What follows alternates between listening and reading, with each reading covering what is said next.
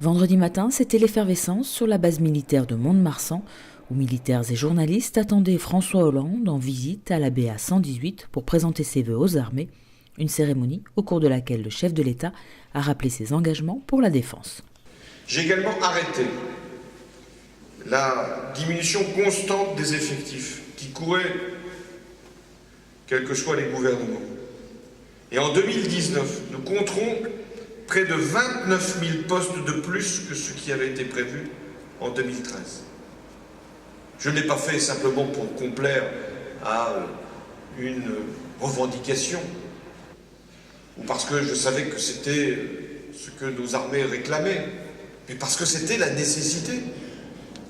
J'ai veillé aussi à ce que le budget de l'année dernière, 2016, qui avait été voté, je remercie les parlementaires, soit intégralement exécuté tel qu'il était prévu et que les opérations extérieures puissent être également intégralement couvertes par des financements. C'était la première fois. Et l'année prochaine, le budget de la défense augmentera de plus de 600 millions parce que nous devons, année après année, faire cet effort.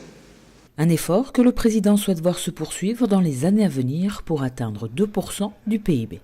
Pour que les choses soient bien claires, nous sommes aujourd'hui au-dessus de 1,8%. Nous devons aller vers 2%. À quel horizon? Sûrement sur les 5 prochaines années. Ce sera un effort, parce que ça suppose des choix. Ce que l'on met là, on ne le mettra pas ailleurs. Même si je pense qu'il y a aussi d'autres priorités, et l'éducation en est une. Mais nous devons nous assurer cet effort de défense. Pourquoi? Parce que nous devons moderniser les matériels, parce que nous devons assurer la formation des personnels, parce que nous devons déployer des opérations, parce que nous devons assurer nos missions, parce que nous devons protéger les Français.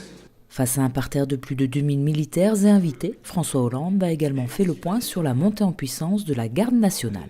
À l'horizon 2018, elle comprendra 85 000 femmes et hommes, dont 40 000 réservistes opérationnels au ministère de la Défense, qui pourront être déployés dans tous les milieux, terrestres, maritimes, aériens et cyber.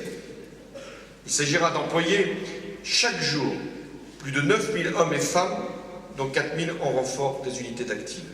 C'est très important pour le soutien aux missions qui sont les vôtres, mais c'est également essentiel pour justement renforcer ce lien entre l'armée et la nation. Et autour d'une valeur que nous devons faire partager, qui est celle de l'engagement. À l'issue de son discours, le président s'est prêté au jeu des selfies avec les militaires et les élus locaux, des photos en souvenir de l'unique visite officielle du chef de l'État dans les Landes au cours de son quinquennat.